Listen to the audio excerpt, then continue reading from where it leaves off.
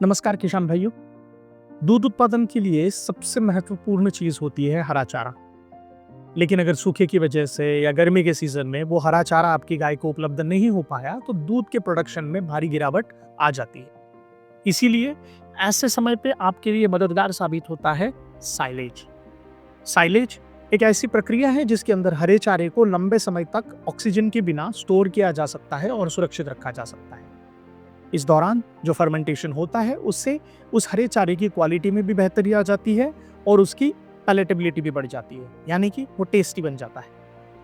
दोस्तों, साइलेज बनाने के लिए मक्का, ज्वार, बाजरा या इसी के साथ साथ नेपियर और हाइब्रिड ग्रास जैसी कई वैरायटीज का इस्तेमाल किया जा सकता है। किसान भाइयों, साइलेज के कई सारे फायदे हैं, जैसे कि इससे साल भर आपके पशुओं को पौष्टिक चारा उपलब्ध होता है, दूध की मात्रा और गुणवत्ता दोनों बढ़ती रहती है। इसी के साथ साथ चारे की बर्बादी कम हो जाती है और चारे को स्टोर कर रखना आसान बन जाता है। साइलेज बनाने की वजह से आपकी मौसम पर निर्भरता कम हो जाती है और जो चारा सप्लाई में अनसर्टिनिटी है, इरेगुलरिटी है, उसके ऊपर आपका कंट्रोल आ जाता है।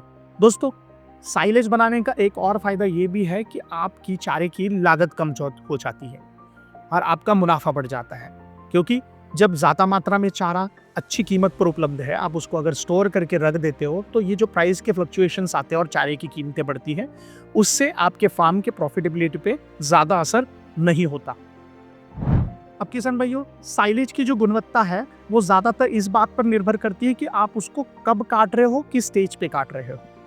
इसका मतलब है, अगर आप चारे को बहुत जल्दी काट लेते हो, ज़्यादा गीला है तब काट लेते हो, तो पानी की मात्रा ज़्यादा रहेगी, इससे आपका साइलेज अच्छा नहीं बनेगा, सड़ जाएगा। या फिर हो सकता है कि जब आप उसको साइलेज को कॉम्पैक्शन करो तब उसमें से न्यूट्रिएंट पानी के थ्रू लीच हो जाए, इसलिए सही ड्राई मैटर पे काटना जरूरी है। अब बात करते हैं फिर ये जो चारा है जिसका हम लोग साइलेज बनाने जा रहे हैं, उसकी राइट सही समय और कितने ड्राई मैटर पे उसको काटना चाहिए।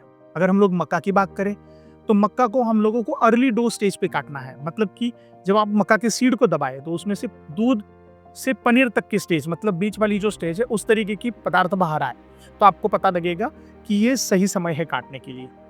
इसी के साथ साथ मक्का का ड्राई मैटर जो है वो कोशिश करिए कि 25 से 35% के बीच में हो तो आइडियल साइलेज बन सकता है। अब अगर हम लोग बात करें ज्वार की, तो ज्वार को काटते समय भी हम लोगों को अर्ली डो स्टेज पे उसको काटना है, जैसे कि सेम उसके सीड को भी आप दबाए तो दूध से पनीर जैसा पदार्थ हो उसके बाहर निकलना चाहिए। अब इसका आइडियल ड्राई मैटर भी वही है, 30 से 35% के बीच में अगर ड्राई मैटर आप ज्वार को काटते समय मेंटेन करते हो तो आप एक बेहतर क्वालिटी का साइलेज बना सकते हो। अब बाजरे की बात करें तो अर्ली फ्लावरिंग स्टेज में अगर हम लोगों को, मतलब जो उसका जो फ्लावरिंग हुआ है उस स्टेज पे अगर हम लोग इसको काटें और ड्राई मैटर 28 से 32% के बीच में है तो ज्वार बाजरे का साइलेज बढ़िया तरीके का बनता है। रही बात नेपियर और हाइब्रिड ग्रास वैरायटीज की, तो इसके अंदर 40 से 45 दिन की जो इंटरवल है, इसके हमें इस 40 से 45 दिन की एज में हम लोगों को नेपियर या हाइब्रिड ग्रास को काटना है।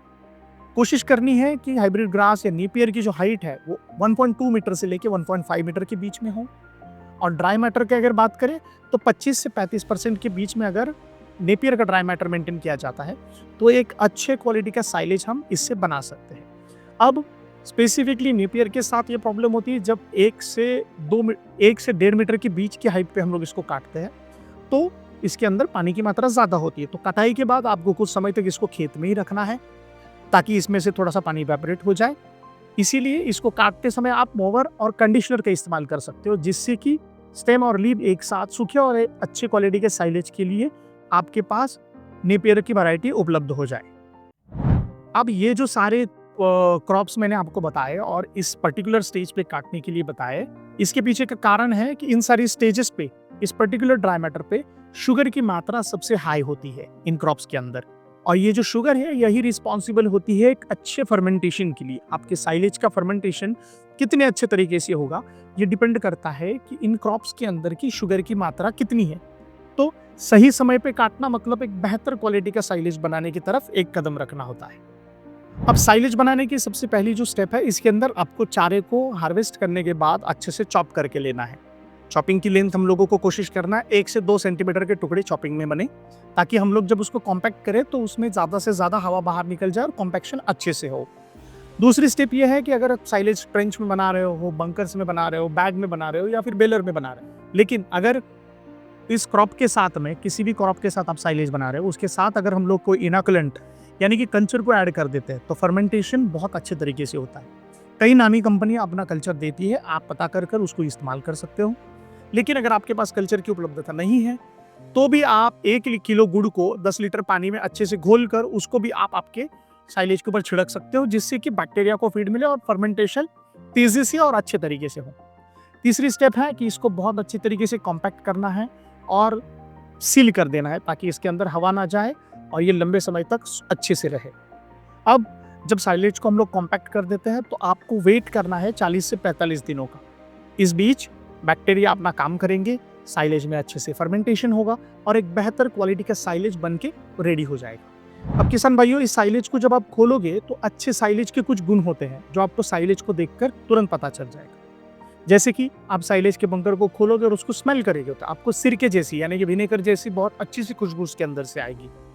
दूसरा, ये साइलेज जो है वो थोड़ा सा पीले कलर का आपको दिखेगा। तीसरा, इसमें आपको चिपचिपापन नजर नहीं आएगा, लेकिन एक नमी नजर आएगी कि ये साइलेज थोड़ा सा नमीदार है, बहुत अच्छे से सुगंध दे रहा है। ये आपके अच्छे साइलेज की खासियत है।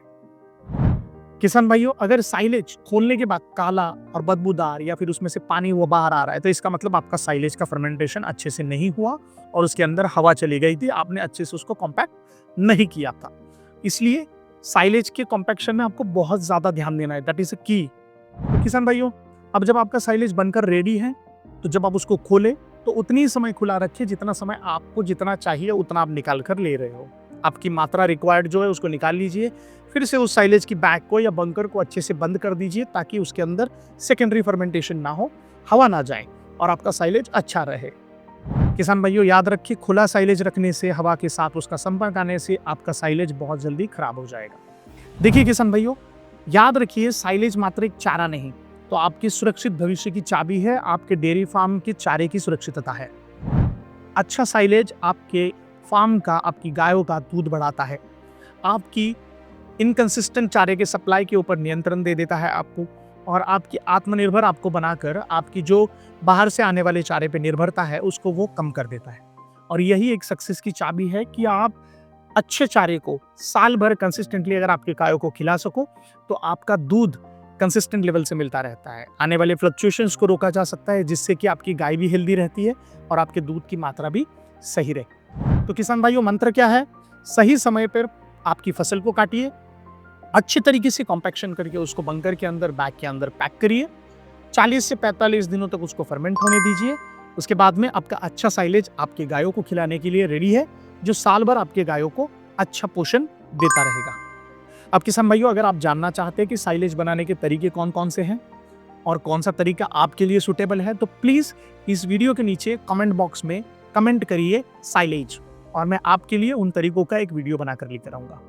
अगर आपको लगता है किसान भाइयों कि आज के वीडियो से आपको कोई भी वैल्यू ऐड हुआ है, आपको कोई भी नॉलेज मिला है, तो प्लीज इस वीडियो को आपके किसान भाइयों के साथ, दोस्तों के साथ, परिवार के साथ शेयर जरूर करिए ताकि उन्हें भी थोड़ा सा नॉलेज मिल जाए। किसान भाइयों, हमारे चैनल को अगर आपने आप तक सब्सक्राइब नहीं किया है तो प्लीज नीचे दिया गया सब्सक्राइब बटन दबाइए, उसी के साथ एक बेल आइकॉन है उसको दबाइए ताकि आने वाले सारे वीडियो आप तक तुरंत पहुंचे। किसान भाइयों, आपके लिए ये बात बिल्कुल फ्री है, बट हमारे लिए ये बहुत ज्यादा हेल्प करेगा। चलिए किसान भाइयों, आने वाले समय में एक नए विषय के साथ आप सभी के लिए एक नया वीडियो लेकर फिर से उपस्थित होने का वादा करते हुए मैं Aniket Thurat the dairy show channel के ऊपर आप सभी की इजाजत लेता हूँ। तब तक के लिए धन्यवाद। Keep farming.